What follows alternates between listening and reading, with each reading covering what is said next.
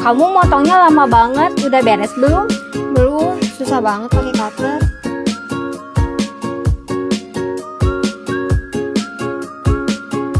Pakai mesin ini bener sih bisa lebih cepat, tapi kalau potongnya sebanyak ini gimana?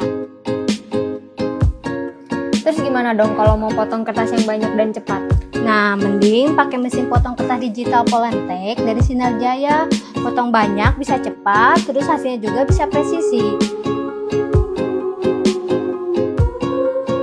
Wow, Nah, lihat kan hasilnya juga presisi. rapi Terus cepet banget ya. juga, gak capek.